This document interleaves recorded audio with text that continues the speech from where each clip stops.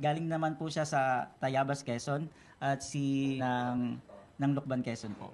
Yun. Diretso na po tayo sa tanong. Ma'am, ginagawa niyo ba to full-time, sir? O may trabaho din kayo on the side? Paano ba? May trabaho po ako, sir. Ano pong trabaho? Ako, fitness coach sa Anytime Fitness, Lucena. Okay. So, pag hindi ko kayo nagko-compete, andun po kayo sa fitness center? Opo. Sir, kayo naman po, Sir Wilson. Yes, sir. For now po, kasi sir, freelance pa lang ako ngayon. Mhm. So, in case mag-full-time ako sa coach, parang mas marami po akong matulungan na kabataan or mga gusto mag-compete. Kaya gusto ko ma-fulfill yung sports na to sa tulong ng team. Thank you po. Ma'am, kayo po. For me naman po, we have a small business po doon sa Lucena City that we run for 10 years na promoting po health and wellness din. So, kumbaga, pag hindi kayo nagko-compete, may ginagawa pa rin kayo na Yes on the po. side. Yes. Sir, paano nyo sila na-discover? Silang mga teammates nyo? Paano ba? Yes po. Paano Sila yung po nagsimula? nag-start po kasi kami na mag-promote ng fitness sa Lucena. And para makapag-promote kami, gumagawa kami ng mga activities like nagsimula kami sa fitness buds. So, doon namin nakita na interesado silang sumali. Sila yung mga nananalo doon sa event ko. So, parang nakitaan ko kung sino talaga yung desidido na makita yung goal talaga nila sa taas. So, isa si Ma'am Jessa na nakita ko. Kaya siya talaga iniligawan ko talaga na maging team talaga dito sa Quezon, sa Team Quezon.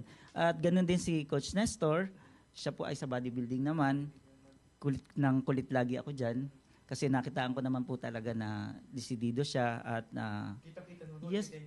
yes po. Thank you po, sir. Salamat po. Yes. At si Wilson din naman, nung inalo ko siya, kasi nakitaan ko din siya ng talagang yung goal niya na makatulong sa fitness din. And sa other din namin mga fitness na team na hindi nakarating dito. So, nakitaan ko talaga sila na, gusto talaga nila yung makuha yung kanilang goal. Oo. Kaya, nagbuo ako sa kanila ng isang team para at least masuportahan ko din, suportahan nila ako din. So, ito yung nangyari. Kaya sila ay naging Team Quezon. Yan. Ma'am Jessa, paano kayo nagsimula? Kasi, anong mga events ang sinasalihan ninyo? Okay, so before po talaga wala ako sa bodybuilding.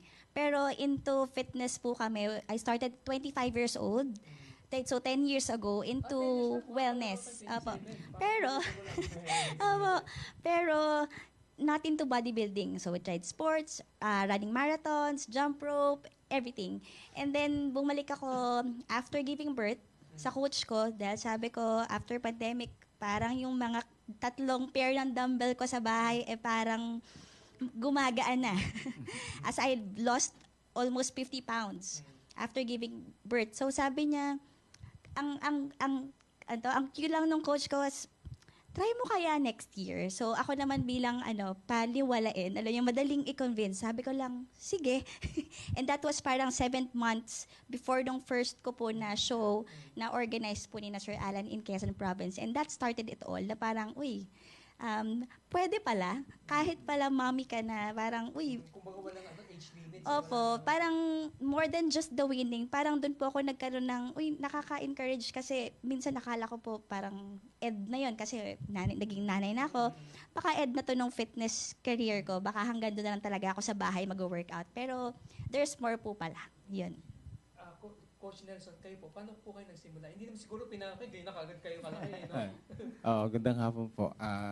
At the age of 51, nasa 25 years na po ako sa fitness industry. Then salamat din sa WFF at nagkameron ng oportunidad na magkameron master category. Kaya ako natuwa dahil sa age ko ngayon, nagkameron kami ng time, yung mga age na walang age, may 51, na makapag-compete pa rin hanggang sa yung mga kasama ng mga age 60, grandmaster naman yun. Sa akin disiplina lang sa sarili tsaka sa pagkain. Motivation. Hindi rin po umiinom, syempre. Hindi pa. Si Coach Wilson naman, Yes, paano good afternoon po. Ikaw yata pinakabata rito sa grupo. Yes, good afternoon po sa lahat. Before kasi nung graduating ako ng college, nag-try ako mag-model. So, yung kay Coach Winch Sipe, thank you sir. Siya yung nag-motivate sa akin simula bata pa lang nung college ako. So, before, ayoko ba kasi mahirap yung disiplina, yung pagkain, lahat. Motivation, mahirap. So, as long as may coach kang pwede mong pagkatiwalaan, mapupush ka talaga. At magiging motivated ka along the way. So, as long as may team ka lalo ngayon, mas maganda. Pero support group talaga. Yes, sir. So, nagkakaroon ka ng direction lalo. Kaya masarap yung may team ka, tapos may coach kang mas nagpupush sa'yo. Kaya thank you sa lahat po. Nangungulit sa'yo. Nangungulit sa'yo. Sir, matanong ko naman, may suporta ba sa inyo ang LGU ng Quezon? Sa amin po kasi, wala po. Pero kami po ay nakakahingi. Yes po. Yan. Pero Yan, hindi maganda naman yan. po nagpapabaya din. Once na humingi naman kami, may support naman kahit papano. Pero okay lang din po. Nakakatulong din po kahit papano. Pinag-usapan po, nawala na? Sorry, nawala na yung mic ko. Pinag-usapan din natin kanina na eventually ang talagang goal ninyo ay hindi lang dapat sa Quezon magaganda yung Yes po. ng mga Pinay, no? Opo. Tama po ba yun? Paano natin magagawa po yun?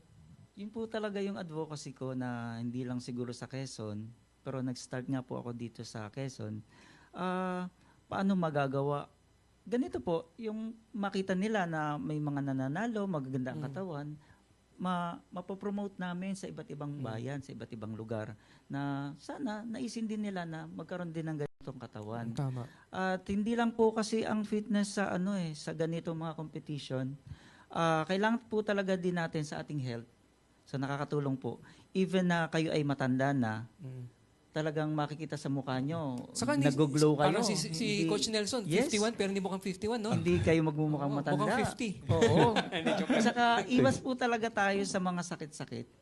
Iba talaga po yung nakakapag-fitness kayo, nakapag-workout, ganitong katawan. Mas malamang po talaga kayo sa ordinaryo ng tao na hindi nag-fitness, na hindi nag-exercise.